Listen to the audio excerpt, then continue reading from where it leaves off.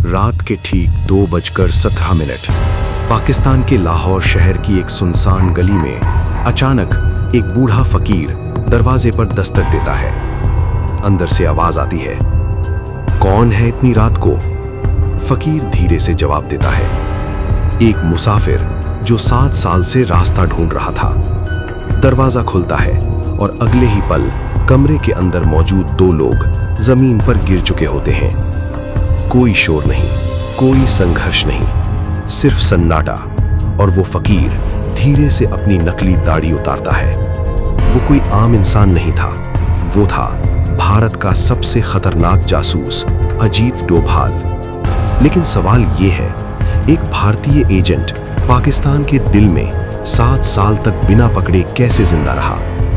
और उससे भी बड़ा सवाल, क्या ये सिर्फ जासूसी थी या एक ऐसा मिशन जिसका सच आज भी पूरी दुनिया से छुपा हुआ है?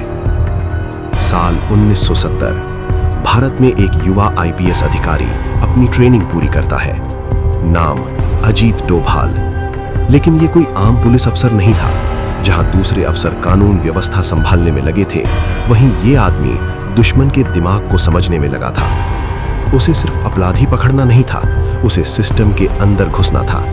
और यहीं से शुरू होती है उसकी असली कहानी। 1970 के दशक में भारत की खुफिया एजेंसी रॉ को ऐसे लोगों की जरूरत थी जो सिर्फ जानकारी न लाएं, बल्कि दुश्मन के दिमाग के अंदर जाकर सोच सकें। और यहीं पर अजीत डोभाल का चयन होता है। उन्हें भेजा जाता है सबसे खतरनाक जगह पाकिस्तान, जहां हर भारतीय दुश्मन माना जाता था। ये कोई फिल्म नहीं थी, यहाँ कोई बैकअप नहीं था, कोई हेलीकॉप्टर नहीं था, कोई एक्सट्रैक्शन प्लान नहीं था। अगर पकड़े गए तो ना भारत मानेगा न दुनिया। और यहीं से शुरू होता है भारत के इतिहास का सबसे खतरनाक अंडरकवर मिशन।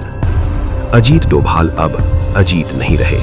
उन्होंने अपना नाम बदला, अपनी पहचान बदली, यहाँ तक कि अपना धर्म भी बदल लिया।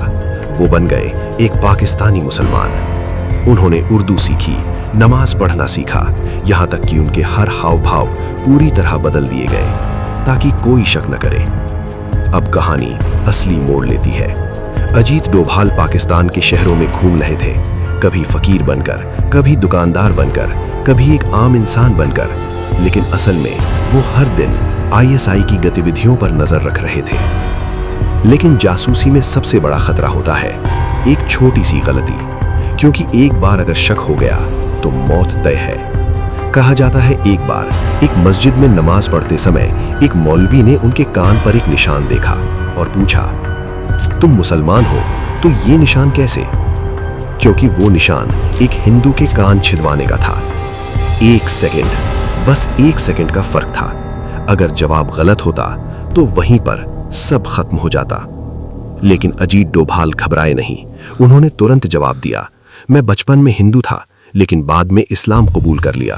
और फिर उन्होंने ऐसी बातें की, ऐसी दलीलें दी कि सामने वाला खामोश हो गया। ये सिर्फ जासूसी नहीं थी, ये एक खेल था जहां हर दिन मौत सामने खड़ी थी, जहां हर इंसान एक शक था, जहां हर रात आखिरी हो सकती थी। लेकिन फिर भी वो रुके नहीं। धीरे धीरे अजीत डोभाल ने सिर्फ जानकारी इकट्ठा नहीं की, उन्होंने आईएसआई के नेटवर्क में सेंध लगाई, उनके संपर्क बनाए, उनके एजेंट्स को समझा, उनके प्लान्स को पढ़ा और कई बार उनकी योजनाओं को शुरू होने से पहले ही खत्म कर दिया। लेकिन असली मिशन अभी बाकी था। ये सब सिर्फ शुरुआत थी। असल मकसद था एक ऐसा ऑपरेशन जिसके बारे में आज भी बहुत कम लोग जानते हैं। एक ऐसा मिशन जिसने भारत की सुरक्षा को हमेशा के लिए बदल दिया। एक दिन अजीत डोभाल को एक खबर मिलती है, आईएसआई भारत के खिलाफ बहुत बड़ा हमला प्लान कर रही है। ऐसा हमला जो 1971 की युद्ध के बाद सबसे खतरनाक हो सकता था। अब ये सिर्फ जासूसी नहीं थी, अब ये था एक ऐसा मिशन जहां अगर वो असफल होते तो हजारों लोगों की जान जा सकती थी।